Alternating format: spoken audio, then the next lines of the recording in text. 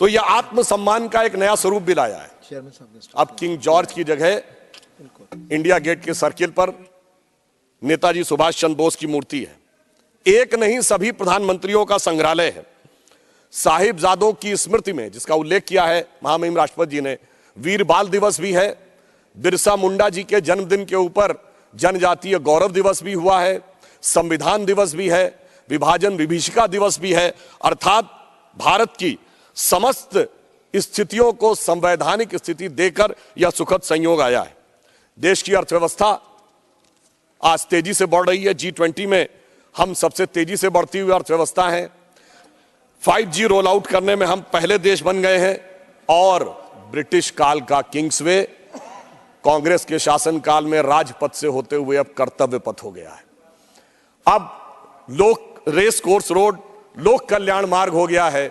Indian panel code भारतीय न्याय संहिता हो गई है और मुगल गार्डन भी अब अमृत उद्यान हो गया है। और इस बात की स्वीकारोक्ति सिर्फ भारत ही नहीं, पूरी दुनिया कर रही है। वर्ल्ड इकोनॉमिक फोरम के चीफ बॉर्ज ब्रेंडे ने कहा है कि India is going towards the exponential growth with peace and no conflict.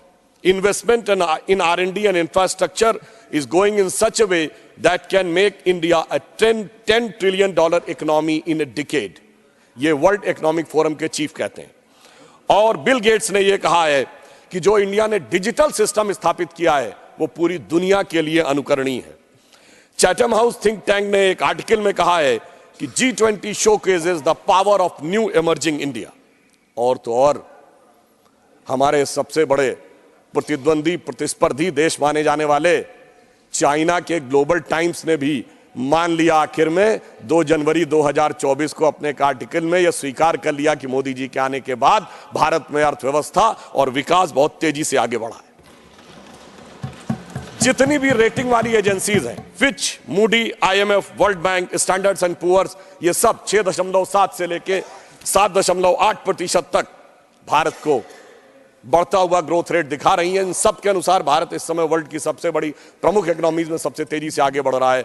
और सभापति महोदय, मैं कहना चाहूंगा, अब तो इस नए संसद भवन के ऊपर जो भारत के राजकीय चिन्ह के शेर हैं वो भी नई आभा से दिखाई लगने लगे हैं, क्योंकि हमारे बहुत से विरोधी कोर्ट चले गए थे कि शेर कुछ ज्यादा आक्रामक दिख रहे हैं, क्योंकि इनको चाहिए था कि शेर भी बिल्ली जैसे चाहिए थे। परंतु अब संसद भवन में एक ऐसा शेर बैठा है जिसकी वजह से अब किसी की भारत की तरफ आंख उठाने की हिम्मत नहीं है। जो इस भाव में विश्वास करते हैं, न विक्रमार्जितो सिंहस्य क्रियते मृगा विक्रमार्जित राजस्य स्वयमेव मृगेंद्रता। तो भारत की जो मृगेंद्रता है वो उठकर सामने आ रही है। परंतु मैं माननीय सभापति जी कहना चाहूंगा कि इसकी शुरुआत कहां से हुई। 16 मई 2014 को जिस दिन इस देश में सरकार बदली, उस दिन जनादेश जो मोदी जी के नेतृत्व में स्पष्ट बहुमत में हमें मिला, वो सिर्फ सरकार बदलने के लिए नहीं था, विचार बदलने के लिए था और व्यवस्था बदलने के लिए था। और इसके लिए मैं कोट करना चाहूंगा लंदन का संडे गार्डियन, जिन्होंने हम पे हुकूमत की थी, उनके अखबार को कोट करता हूं। वो 18 मई 2014 को लिखता है अपने एडिटोरियल में, India second tourist with destiny. और आगे वो लिखता है 16 मई 2014, यानी वो दिन जिस दिन मोदी जी के नेतृत्व में हमें स्पष्ट बहुमत मिला, should be known in Indian history as the day on which Britishers finally left India.